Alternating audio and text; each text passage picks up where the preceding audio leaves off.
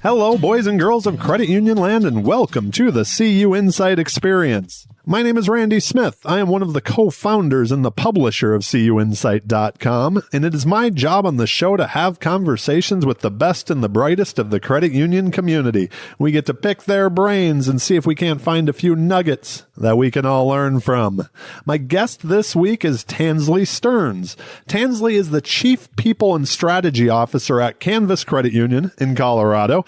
Many of you, I'm sure, know her from when she was crisscrossing the country, helping credit unions innovate at her time at Filene. I knew this conversation was going to be a ton of fun. I've known Tansley for years, and I know how passionate she is about credit unions and doing what we do better. So, like I said, I knew this was going to be fun, but I also knew there was going to be a lot of great nuggets of information that came from it, and it didn't disappoint. We covered a lot. We talked about people and culture and how the people side of credit unions goes so well with the marketing side. We talked about the war for talent and Tansley's dream to make credit unions the employer of choice with that top talent out there or college grads. As always, we talked leadership. Tansley shared the hacks she's learned along the way. She talked a lot about leaders that she's worked with who made her into the exceptional leader she is today. And we wrapped it all up with the rapid fire questions, which was a whole lot of fun. I think you'll enjoy getting to know Tansley a little bit better. So without further ado, I give you my conversation with Tansley Stearns. Enjoy. Tansley, welcome to the show. Thanks so much for having me. It's really an honor. I appreciate it. I was so excited. I knew we were going to have a lot of fun on this.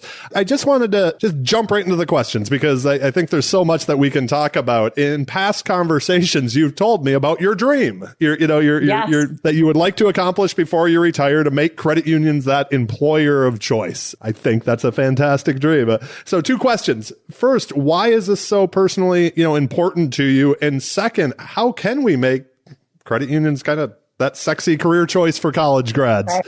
Yeah, for sure. So, it's something I hadn't thought as much about until I got to Canvas. And, I've had the opportunity to be responsible for our people team, which for other organizations would be HR.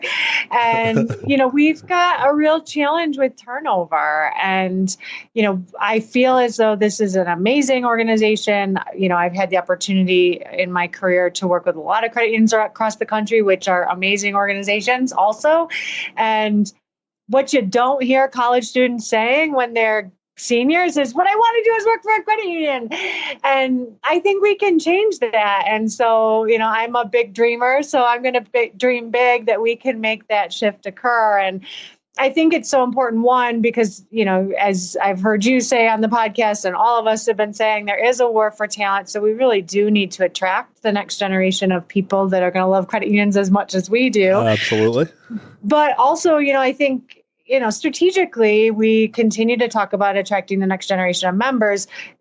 People have to see themselves in the organizations they are going to work with. And so that is really important. And it's not just about, the teller role or a frontline role, but people need to see themselves across the organization. So I think it's really important for us to meet our bottom line goals in order for us to have more than 6% of the market share, quite frankly. So another goal I think we both would share is to see more of that as well. So yes.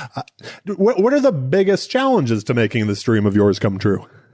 Yeah, I think part of it is, how do all of us not just tell a member story or attracting new member story, but we have to focus on employer brand in the same way that we do the rest of our brand. And those messages are pretty tightly woven, I believe, but there are some subtleties that are different. And I think, if you look at the organizations that have had success in doing this, I think that they build paths, right? We're noodling on things like, how do we think about a career here differently? We may be a place where people don't stay forever. And maybe we start saying to people, hey, you want to learn how to adult? Do it here at Canvas, right? We can be the place that helps you learn to do that. And, maybe we start thinking about this isn't just a teller role or a frontline role, but, sort of the enterprise model that you can start here and here's a path for you. I think there are a lot of things structurally we can do a little differently. I think we can tell our story differently. I think partnerships with universities are a big part of that too. We built a partnership with CSU, and I think that's been very helpful to us. And then it's even before that, we've had the opportunity to do some really cool programs with local high schools here, where we've got people spending a couple of years before they get to college. So, I think just like when we're attracting members, we got to get into the consideration set early and often. And then I would also just say, to your point, we got to make working at credit unions sexy, right? Right. It can be fun, right? That it is financial services, and we certainly take it very seriously, and we have to, honor the fiduciary responsibility that we have to our members. And also it can be fun and playful at the same time. And that cultural commitment, we can't just think of as being the soft stuff. It is fundamentally important to who we are and our sustainability. Something that Jill's mentioned in conversations with me before is that idea, and this came from last summer when she had foot surgery and was taking a whole bunch of Ubers.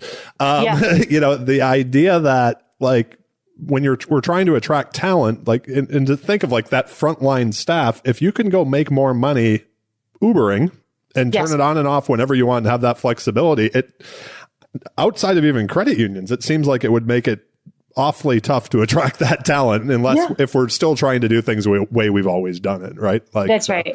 That's right. Well, and if you don't have quite the flexibility that you have at Uber, then what are the that a credit union can give, and how do we make it so attractive? And I think sometimes the more mature we get and the longer we've been in our career, we get this mentality that's like, well, these are the dues that I had to pay, and it wasn't that much fun when I started. And well, we can either think about it that way and lose the war for talent, or we can start thinking about it truly differently and make sure we win. Yeah, I love this conversation. Is there something specific that you're doing or that you've started to implement at Canvas since you've been there, now that you're settled in? I was going to throw one thing out. I've noticed in a lot of your branding, it's about the Canvas family. Yes, agreed. And I love what you guys do on social. I think it's fantastic. I think more credit unions should do it because it does make it look like a fun place, not only to be a member, but to work.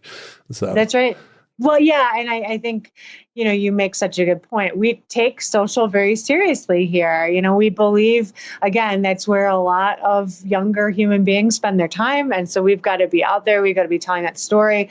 And we've got to make sure that it isn't just a corporate effort, but, we have brand ambassadors across our organization. We want to invite them to be part of it, for them to tell the story very authentically. One of the things that we do is that we encourage our leaders that they are always recruiting.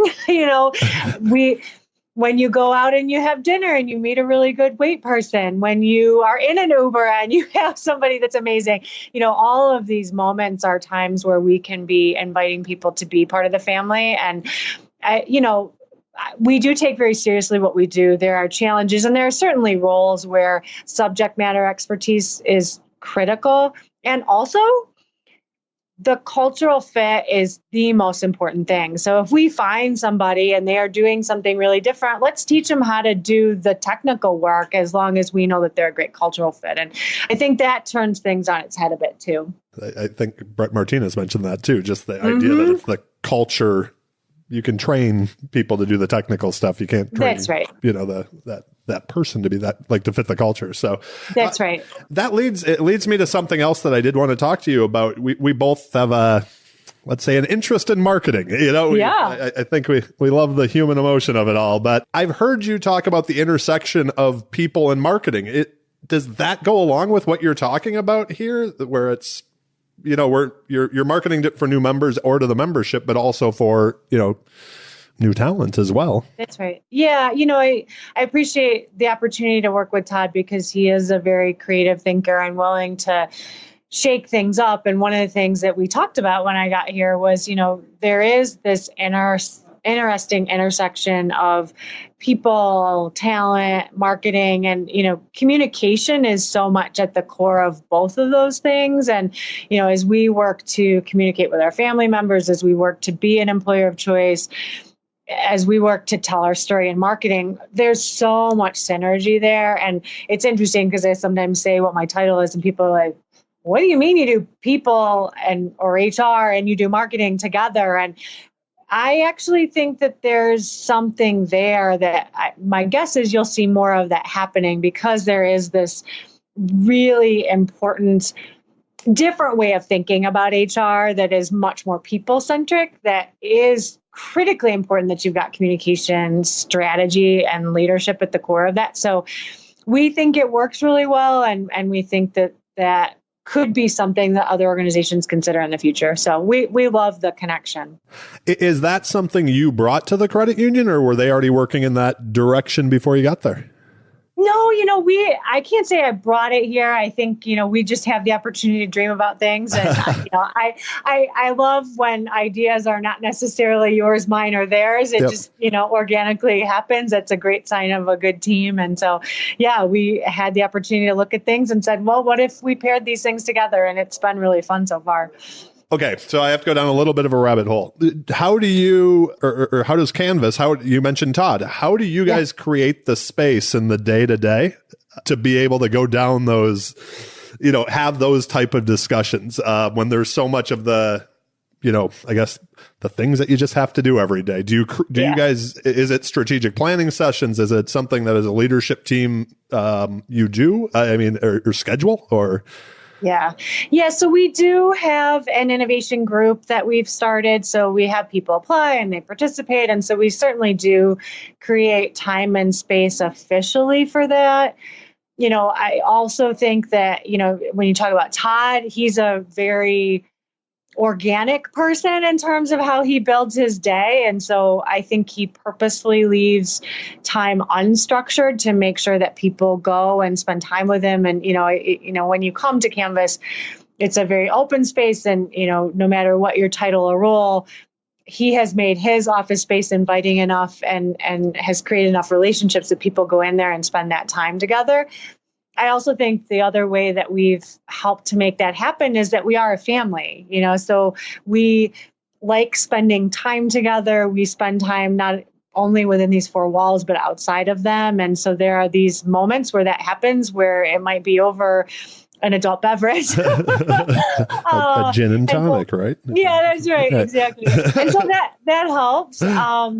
And then, I am just the opposite of Todd, right? I am a really structured person. So my day and my calendar is really full. But for me, knowing that I have time with people and that we've made time for that is the way I make it happen. So I think we do it in a lot of different ways. And I think one of the gifts of being here is that we allow people to be who they are and to do that in the way that makes the most sense for them. That's a question that I know I want to get in a little bit more of later. So I'm gonna leave that there because there was one last thing, in kind of this first part of the show that I did want to bring up. We share a favorite word, empathy. One of those favorite ones. So it's something that I personally and professionally think that we should have a little more of, all of us, inside and outside of work. But I won't go off on that soapbox. But how will creating and leveraging empathy actually improve the outcome, not only of like inside the credit union, but outside the credit union? Yeah.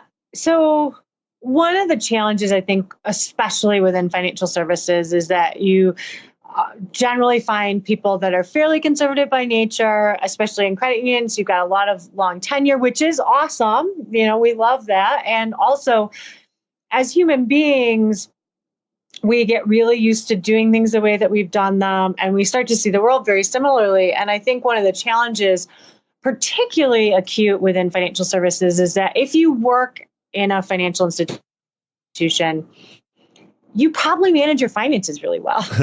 And so oftentimes what I think we struggle with is members say things to us, and I've observed it happen across this country in branches where the member says something and we're like, well, but let me tell you how it really should work. Or, oh, here are the 10 things you can do. And again, we do it from a place of caring and a place of service and, all good intentions, but it often can come across as very paternalistic. And so, what I really invite our family members to think about is, what was it like before we knew these things? Who are those people in your lives that don't do this day in and day out? And how do you really put yourself in somebody else's shoes? I always like to bring very real examples. I often use my husband because he's an architect by trade, but he doesn't understand financial services. He doesn't live and breathe it every day. And so he's made some really weird financial choices. And, all of us have those people. And so I think when you can humanize it and you can help people to remember what it was like, often I'll use the analogy of a doctor, right? All of us have gone to the doctor.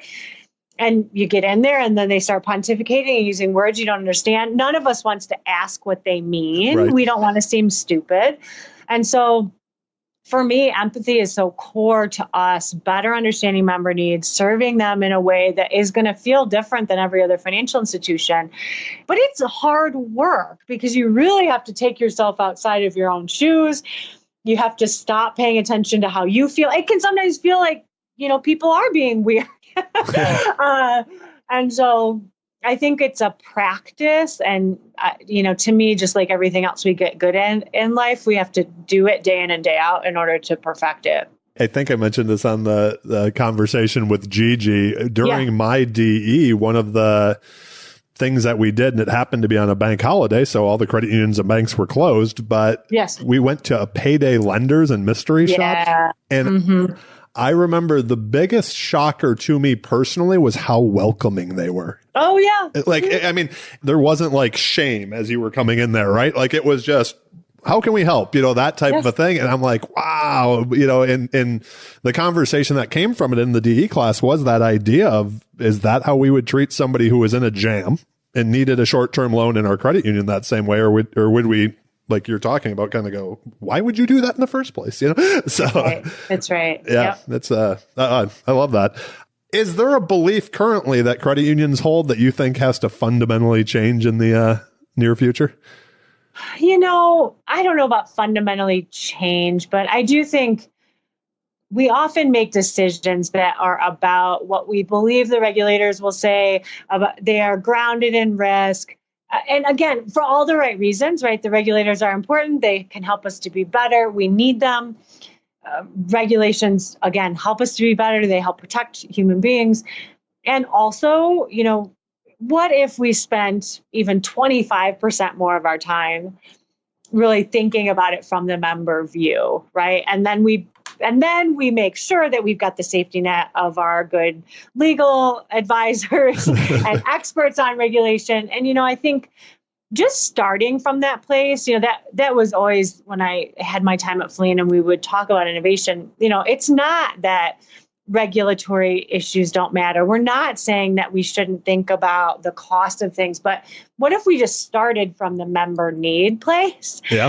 And I think if there's just one thing that we can do is just think about that framing and how much time we spend starting there. We were in a meeting the other day and we were kind of going through our project list and one of our VPs of lending asked the question. He was like, well, when we look at this list and we look at prioritization, how many of these things really impact the member? And we had some healthy debate because there was a good other perspective, which was, well, these internal things ultimately help the member. But I just love the fact that question was coming up. And so I think, just wrestling with that. And again, not saying that we don't have to do things in a compliant way, but how do we start from a place of member need? I think we're going to win much more because, when, we talk about fintech and we talk about Silicon Valley, quite frankly, that is what they do really, really well. Yeah, no, that's for sure. That's for sure. Yeah, I think it's been interesting to me how often that's come up in these conversations from people that have done very well in our space, as leaders, where they go back to, even if they're outside the credit union and say working at a vendor now or a CUSO or something like that, or at an association, they come back to like the time they spent in the credit union and go back to the member. That's so that's hugely important. I love that came up in a meeting too while you were going through the projects, right? That's fantastic. Yeah. So I want to move on to the second part of the show, the leadership and the life hacks. All right. Have a little fun here. A question for you. What inspired you to take the gig as Chief People and Strategy Officer at Canvas Credit Union? And for our listeners, how you enjoying Colorado now that you got settled in? Yeah, for sure. So, I think first and foremost, the team, I'm had the opportunity to talk with Todd about what he was dreaming about and his vision for the organization. And, he believes in transforming financial services. And I love a challenge, and I think that we can do that. And so the opportunity to work for somebody that has that big of a vision was really appealing. I had the opportunity to meet the team and my peers, and they are brilliant, humble, funny people that I like to spend my spare time with. So that's really appealing. I also, I had such a gift of spending 6 years at Feline, but prior to that, I'd spent 14 years at 3 other credit unions. And while I loved every minute of my time at Feline, there is something about being in a credit union, being just a little closer to the member that I really missed. And so that was also super attractive. And then, quite frankly, again, from a challenge standpoint, to be able to come into an organization and take on being just a small part of a rebrand of an 80-year-old organization, that's a once in a lifetime kind of opportunity. So there was a lot that was attractive. And then I would just say on the personal side, my first vacation with my husband was to Colorado. And circle. So we have for a lot of years talked about, if you could live anywhere, where would it be? Colorado was definitely on the top of that list. So that was a lot of things aligning for us in a really good way. That's awesome. Has the inspiration changed at all now that you've kind of settled into the job? I don't know if the inspiration has changed, but I would say the weight of it has, because I care so deeply about the people here. People give everything they have to this place, and they care so much, and they care for one another. They care about the member. And so my commitment to helping enable that success, my commitment to helping us find more talent that can catapult us forward, the ability to execute on the brand. I just feel it's heavy in a good way to make sure that I deliver on what I've promised to deliver on. This was a question I was interested to ask you, because you have worked, from your previous time at Feline, you've worked with a lot of different credit unions. Yeah. How would you describe your leadership style? And to kind of follow up on that, is it something that you picked up along the way, or is it something that you've kind of always had? Because you have worked with a lot of great leaders, in your career. Yeah, I have been so lucky. I stumbled into this business and have had the opportunity to work for amazing people that have given a lot of different gifts. I think if I were to describe it, it is really about servant leadership. My commitment is to serve the people here, serve our members, serve Todd, serve Colorado, and I think when you frame it that way, at least for me, it's about, I'm not going to ever ask anybody to do anything I wouldn't do for them. It's about, how do I enable success? I'm here to help be a catalyst for all that. I think one of my biggest lessons from Todd in the short time I've had the opportunity to work for him is really just about the impact of humility. This place is all about humility.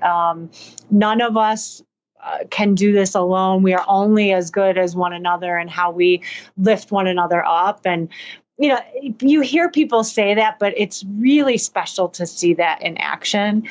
One of the other gifts that I had early on was just, I worked for a guy named John Normando at my first credit union. And really, he was so brilliant at identifying where his biggest opportunities were and surrounding himself with people who were good at the things that he wasn't the best at. And I think that's so hard. And I try to think about that all the time whenever we've got openings or whenever we're thinking about org structure. What are those gaps and how do we bring people in that are going to be different than us? And you have to be so disciplined to do that because, we're all attracted to people that are similar to Absolutely. us and that bring us energy in that same way. And so, it takes discipline to do that. But, I hope that I live that. So, I have just put a patchwork together of hopefully the things I've learned from people. And And my other big belief is that the job of leadership and getting better is never, ever done. We just had our leadership foundations, which is our investment in our leaders here at Canvas. And one of the things that we shared with the people that participated is we purposely put cohorts together in that room that are at all different levels of leadership, some that are brand new and some that have been doing it for 15 or 20 years. All of us have an opportunity to continue to get better. And the commitment to that is something that I take really seriously. A question I was thinking of, or maybe it's more of just a thought, but has that changed over time? Some of what you were saying about your first boss at the first credit union, John, yep.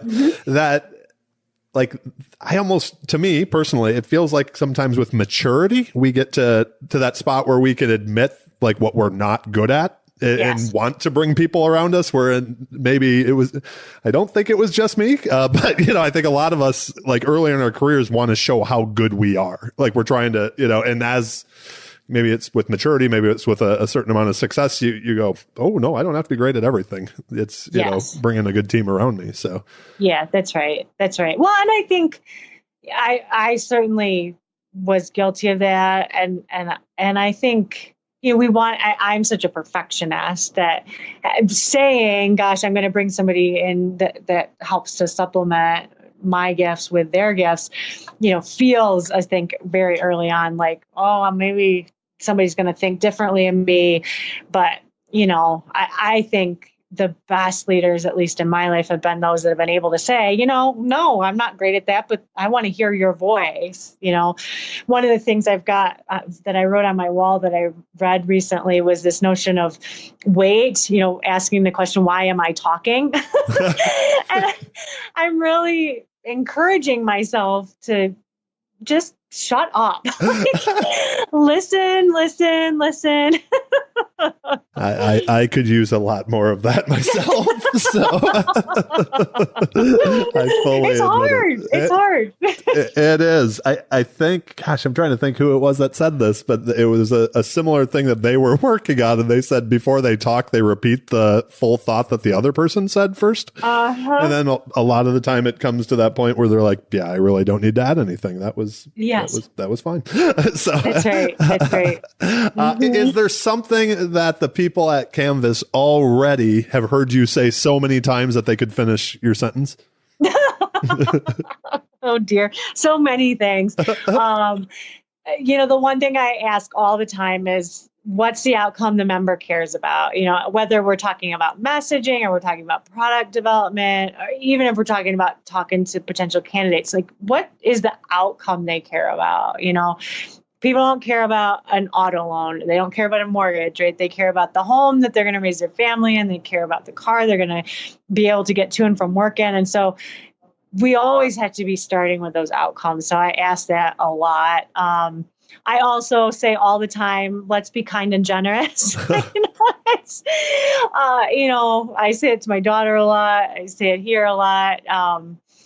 Because that matters deeply to me. The other thing that I've been saying a lot lately, I had the opportunity to see the guy that leads a place called, gosh, is it Not Impossible?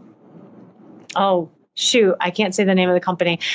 His name is Mick Abeling, and he runs a place that is all about doing impossible things. And he talked about at this event, this notion that everything today that's possible, and the example he used was a chair, was once impossible. And so anytime people say to me now, well, I don't know about that, or I'm not sure we can do that, I am famous for saying, well, it was once impossiple, but I bet we can figure out how to make it so.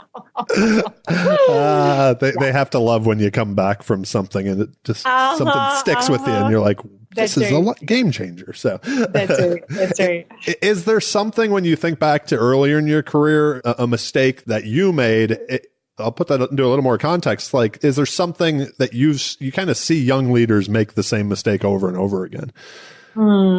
Is there anything? I mean, I made so many mistakes. Sure. I think one of the things that I did a lot of that I am working hard to not do is apologizing.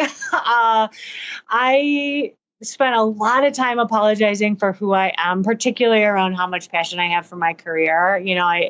I've had people throughout my career say, well, you should spend more time at home, or what's going to happen with Mackenzie. And, especially when I was traveling, I got a lot of comments around that. And, I love what I do. And I hope that the gift to Mackenzie is that she sees that you can, whatever she decides her passion is, whether that's being at home or leading an organization or being the best volunteer, whatever those things are, that you can have this much passion and build good things for other people through that passion. And so, I had to learn to stop apologizing and stop trying to fit myself into what other people thought was the best part of me, and to be who I think is the best me. And that's really hard. And I hate that it comes with age, because it'd be really cool if my younger self Absolutely, right? could have done that. But I think that's one of the things that I don't think people saw the best of me, because I was so busy trying to, but I do all these things, yet I didn't need to explain myself that way. I've talked about this with friends before, but I don't think I've ever mentioned it on the podcast. The idea that for years, as you know, you and I are friends, that I travel quite a bit for joy. Yeah. And I would get messages from people on Facebook and other places, or when I'd see people at credit union conferences, and they'd be like, when I retire, I want to travel like you do. And I would always go to, well, that's life choices that I've made. You have a beautiful family and a soccer game and all this, but I would tell them why their life was good. Type of thing. And mine couldn't be that good. And I think it was probably 2 years ago now. It was a deliberate thing for me to stop and go, you're right. It's awesome. This is my life that I'm choosing to live. This is fantastic, but I quit. But like you said, apologizing for the life that you're choosing to live. And I think that's maybe another one of those that comes with maturity that it would be great to know about when we were 25 and starting out. Right. So yes, that's right. Has there been a piece of advice that you received or a life lesson that you find yourself just always going back to? Yeah, again, I'm saying John's name again, but John Normando, my first CEO, used to say to me, you're only one book away from your next promotion. I'm an English major, so I've always been an avid reader, but I really do remember that and try to make sure that I am always feeding my brain so that, I can hopefully get better and invite the people around me to come along on that journey with me. So, I try to read as much as I can.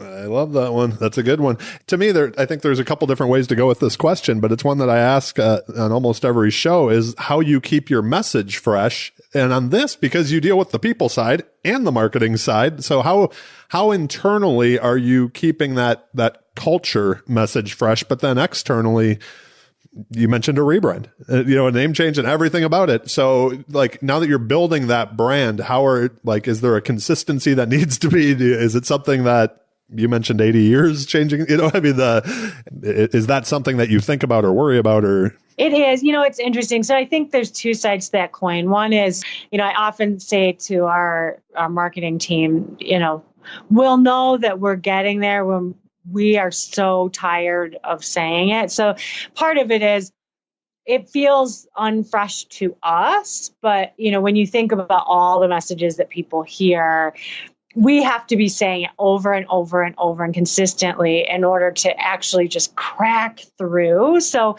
some of it is we just have to be disciplined to know it doesn't have to be different. It has to be consistent. And especially for us as we, launch this new brand in a financial services category that's very full of other choices.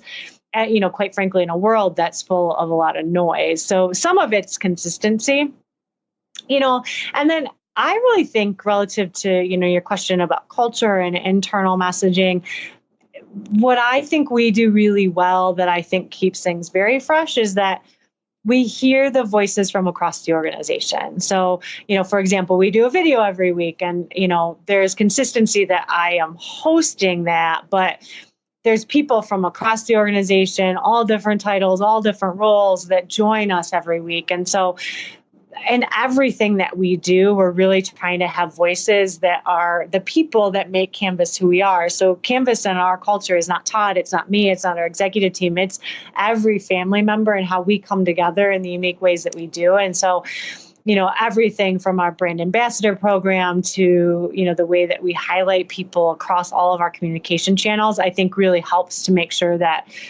that is very fresh. So is that a way, it sounds very intentional that to do that, to be able to hear the voices? Because I mean, it's not like you're a small organization. So yeah, that's right. For sure. I mean, we're building a brand that we are talking about the fact that we're going to win with our people. We're going to be delightfully offbeat. That can't be one human being. And we don't want it to be one human being. And, you think about what's going to resonate with a member or what's going to resonate with our newest family member. That might not be me. It might be any number of the 550 people that are here. And so, making sure that we're elevating everyone's voice as often as we can, I think is a big part of what makes us unique and I think very special. That's very cool. That's awesome to hear about. If you have a free day, there's nothing on the calendar. I know that doesn't happen often for you, but what passions do you have outside of credit unions? What do you do to recharge? I'll use the work-life integration look like to you? That was something you were mentioning earlier, and I had to stop myself from asking this question then, but I did want to wrap up this section with it. So in terms of free time, I love movies. I love to read. I love to spend time with my family, of course. Mackenzie and I love to sing and dance, and there's not much better than that. Every Sunday I do pizza night, so I grill pizzas and we do different toppings and try to make it. I am super predictable and always have the same thing, and I make something very different for Scott every week. So I love what's the predictable Tansley pizza? So it is pesto and mozzarella cheese. And that's it. That's it. So I love that. And then, I think in answer to your question about work-life integration, I just try, and I'm not perfect at this, and there are moments where I'm really lousy at it, but try to just be really present where I am when I'm there. So, if you were to look at a pie chart of my life, I imagine you would say that I'm a really lousy mom. I think that's not true. I hope it's not true. When I'm with her, I give her everything I have. And I try to do that when I'm here. I try to do that with Scott. I try to do that when I'm running. So that takes discipline. And, you had Leo on, and he's a friend of mine, and he's helped me a lot in thinking about this. And, it's easy to be distracted. It's easy to be attached to your phone. And I'm not saying that I'm not, I do those things too, but I really try to be intentional about bringing my full self to every situation I'm in. And then I'm really lucky that I work at Canvas, where we, have Bring Your Kiddo to Work Day. If, I have an opportunity to have Mackenzie here, we are joyful about that. So I'm lucky that she can be a part of that. You mentioned Leo when he was on. I swear we talked for probably a half hour before we hit record. And I was like, this is amazing. We got to push record. And then I think we probably talked for about a half hour to an hour afterwards, because I am a huge fan of his, and so much of what he talks about resonates so much with me. And it's a constant struggle for me as well. So, I love it. I think that's something for all of us who tend to keep busy. So that's right. I want to be respectful of your time. So I'd like to get to part 3 of the podcast, the rapid fire questions. Questions are rapid. Your answers do not have to be. All right. Do you remember the first time you got into memorable trouble? Or at least that you could tell us about. Yeah. I have to tell you, I was so afraid of my father that I didn't get into a lot of trouble. I remember so vividly. So I grew up in a very small town, 7,000 people. My mom taught school. She was my English teacher my senior year because she was the only person who taught AP English. So there was no other choice. And he told me before I went into middle school, please know that everything you do, we will see, because there are eyes all over this town. So I was really a very cautious kid. So I didn't get into a lot of trouble. And A- was big trouble. It was big trouble for you. That's your dad scared you straight right off the get-go at a young age. That's right. So any daily routines that you do that if you don't, your day just feels off? Yeah, I mean, I'm a big runner. I had a little injury last year, so I've had to add in some diversity to my routine. But every day I get up at 3:50 a.m.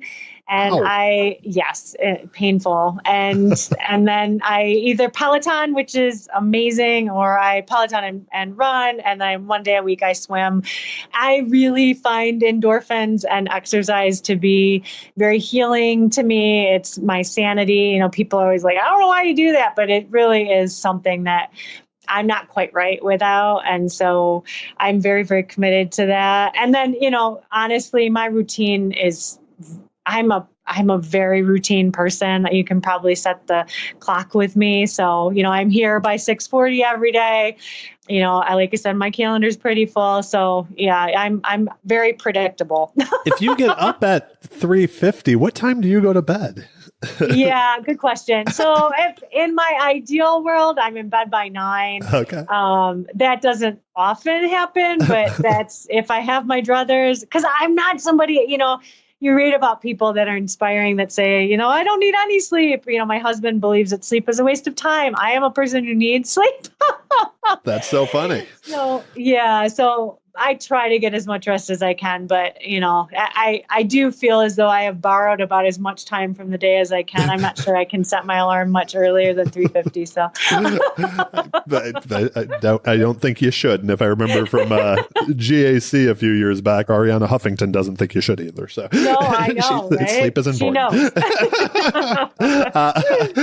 The random question: what's the best album of all time? That one you can listen to front to back and.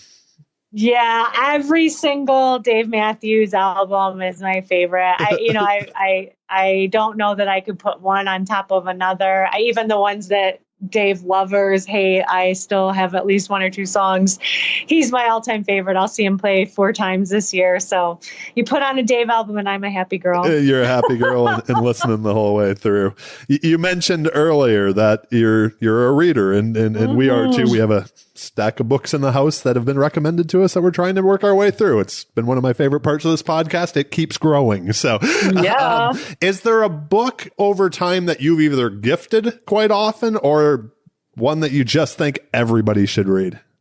Yeah. So on the business side of things, I think Christensen's Innovator's Dilemma is epic. That's I fantastic. share stories from that almost every day. I have read it and reread it. And I think there's, I think we've talked a lot about innovation, especially within credit unions, and people sort of roll their eyes when they think about it. But I love the framework that he lays out. And I think he does a really good job of helping you to think about it in a way that you can, I think, put into action. So that's a favorite. And then, oh my goodness, on the personal side, probably one of my all-time favorites is A Prayer for Owen Meany. So that's John Irving, and Yeah. I love him. I've read the Rabbit series. That's one of my all-time favorites a zillion times. So any of Greg Iles' books, I do love murder mystery. That's one of my secret obsessions. So he's a good one.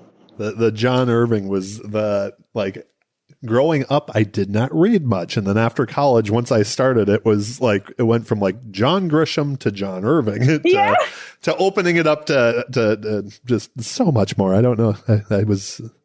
I didn't know what I was missing, I guess. So Right. that's Yes. awesome. We will link to all those books. Yeah, I think you maybe even added 1 or 2 to my list. So that's fantastic. Awesome. As you've gotten older, what has become more important to you? And the part of this question I like the most is what's become less important? Yeah. What's become more important is just thinking about long-term impact. You spend so much time doing the things that you do, work being probably the top of that list. And, I think more, and this is probably very morbid, but I think more and more about, okay, so I'm gone. Like, what are people going to say? And I want that impact positively to make a difference for as many people as is humanly possible. That's the beauty of credit union. So, how we create that impact in a bigger and bigger way is really, really important to me. It's really important to me to be a good mom, of course, and I want to be setting a good example for my kiddo. I think what's become less important, although I, again, would say I kind of suck at this, is trying to stop thinking about what other people are thinking about me. I am a perfectionist. I do care, and you try to put the haters in the background, but, occasionally I spend far too much time worrying about that one thing and what did somebody think about that. And so I try to train my brain to care less and less. That makes for a much more peaceful life. That's for sure. That's right. Yeah. There's a question that I didn't send you. When you hear the word success, who is the first person that comes to mind? Oh, my mother. Ah. And I know I've been listening to your podcast.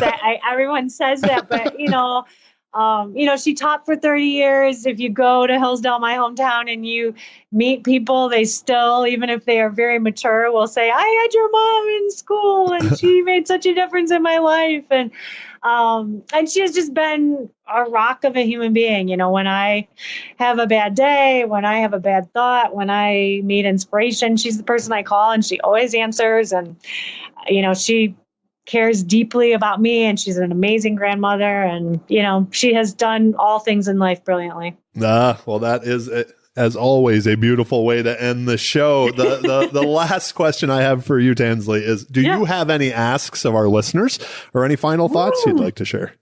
My ask is let's continue to make this industry great. Our dream at Canvas is to transform financial services, and I think we do that in unity.